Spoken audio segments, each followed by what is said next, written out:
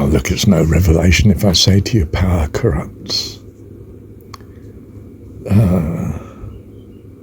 The king has far greater opportunity to commit horrendous moral defaults and consequences than the peasant who's crushed into submission. You know, as a peasant I can have a clear conscience because I've never had the freedom to make any decisions that could be the bad ones. I've never been free to make decisions. But the king, he can decide to go to war for personal vendetta reasons. How many thousands or even millions die as a consequence of his transgression? The judge in the world system is necessarily guiltier than the person he's sentencing.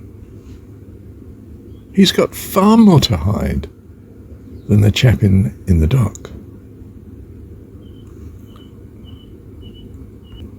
He's spent years making decisions that affect lives majorly, and some of them he's willfully done wrongly. You know, he's known that his job, his position, the state won't allow him to do so and so, so he does such and such. You know, it's back to that original thing. You know, the French judge who says, "Look, this is not a court of justice; it's a court of law." In other words, he's not a judge; he's an administrator of government policy, statutory policy. He can't do what is just even if he had the will to, and he possibly does have the will to, but not the position to lose. To have the will to. In a privileged position. It's taken me a long time to become judge. And from my narrow point of view, I worked hard to get there. And I deserve to be judge. I'm the right person for the job. But there are some things I have to do.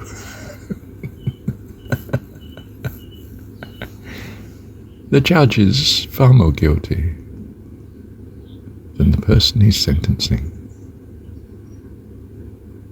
Oh dear. And that's why the Christian religion and the Hebrew religion was so off course in seeing God as the judge. It's like seeing God as the king. Kings are, by definition, rulers of the world system.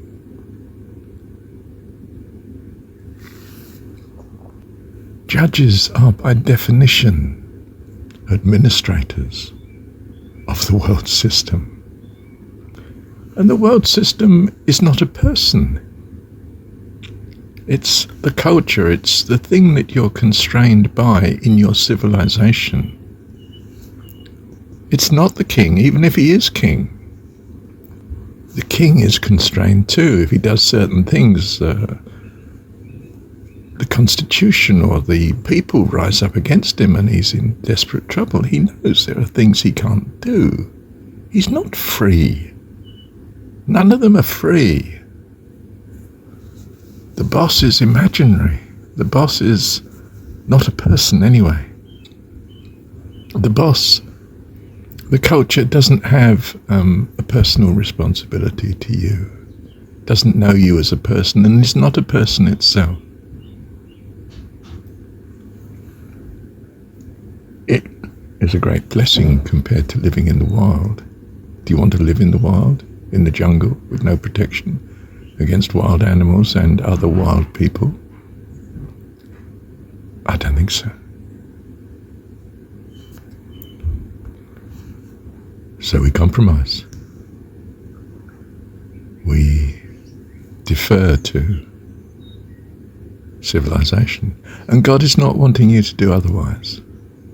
He's not pressing you to do otherwise. He's just saying, I'm your dad.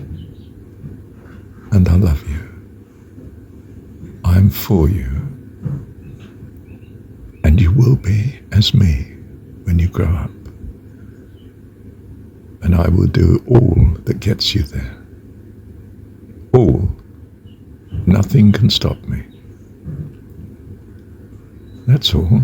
I'm not asking you to sacrifice yourself. If your king asks you to bow down and worship him as God, that's no problem to me. I know your heart, that really you treasure me. And the king's only interested in outward obedience anyway, provided you conform to his laws and pay your taxes. And yes, I agree, go to war, and if that's what he wants, then he's quite happy. And you can be happy too, because I know your heart. You can be happy not because you are doing the right thing, but because you know in your heart, I love you. And that transforms you. Bless you, and you are blessed. I, all-powerful, creator of all, God of all universes and all possibilities, loves you as my child. That's your priority with me. Thank you, Heavenly